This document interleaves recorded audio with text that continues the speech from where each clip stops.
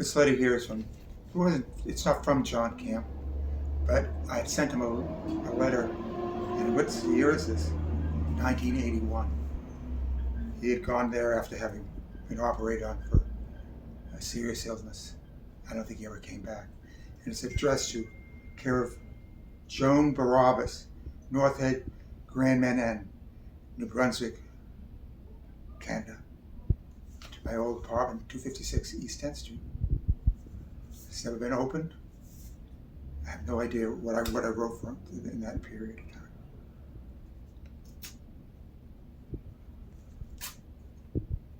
It's always better to use a knife to open an envelope, or just tear it apart. So this is sort of like, John was a British. He made shoes and worked nightclubs with us. I first met him at CBGB's, and then we worked together at the new school. Jim Farrat hired us all. Howie, me, a lot of us. And we worked there. We used to joke, how many people have graduated? No one's ever graduated from the new school. He was a great friend of mine. And I typed this. Dear John, welcome to the Western Hemisphere.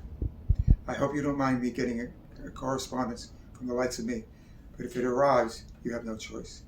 It is a nicely cold day on Manhattan, and the storm clouds are breaking to allow a few stray rays of sunlight to hit these streets. But they afford no heat, of which I'm glad. Being brought up in the northern climes of New England makes me always look forward to the colder seasons.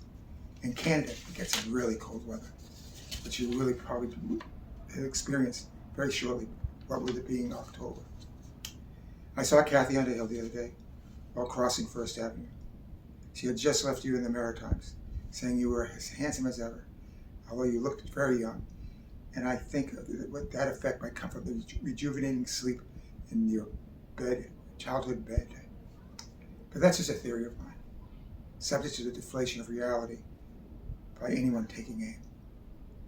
This island has calmed down from the haywire days of the past years, as if many people, myself included, are less inclined to pull the big night.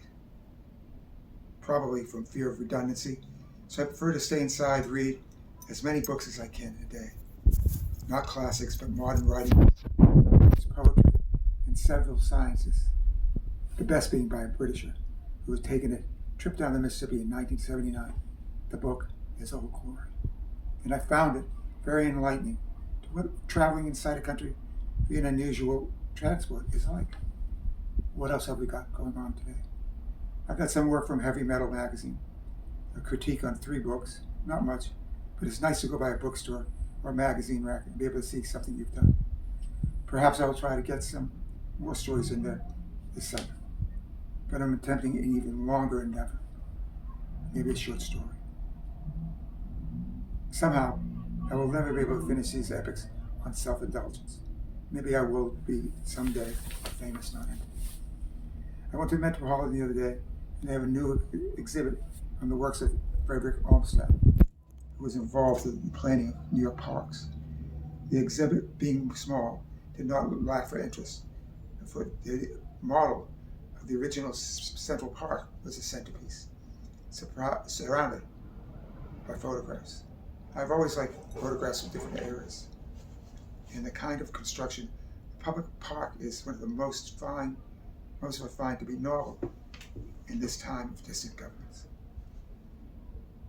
The exhibition was in the courtyard of the New American Wing, which we had gone to several months ago. Afterwards, I went to the Whitney, to the new show of Roy Lichtenstein. Personally, I thought he had wasted his time, but who am I to say who has wasted a decade? Luckily, there was an exhibit of American drawings, which proved to be a great deal more interesting. My old baseball glove is hung up and looks very wanting to be in the playoffs of the World Series. I was never great at baseball, but that was having bad vision coupled with a powerful swing tended me to either strike out or hit the ball to where I couldn't see. Oh well, my serious playing days ended almost 2 decades ago. Ain't that amazing? I find myself listening to country western for relaxation. Rock has too much volume for me these days. I've gone to Studio 54 on several occasions and seen your friend Howard being overpressured by the clientele and the management. But that's what goes with the territory. I'm becoming increasingly unable to work these late hours and have been seeking more daytime employ, though going on a job interviews becomes very hysterical when the employer asks, "What have you been doing the last few years?" I have to admit, I'm at a loss to answer why. I tell them, I write. And the answer, which gets less than a cringe from the interviewer. But what the heck? I now have 10 journals in the last 5 years, none from the memory of having written of what I've written, since I have been given to the obsession of women too often, as you probably have observed before. Well, here I'm signing off, and I hope better start writing an essay or a critique whose deadline arrives on the 5th. So until we meet again, adios, Comrade Peter, my dear friend.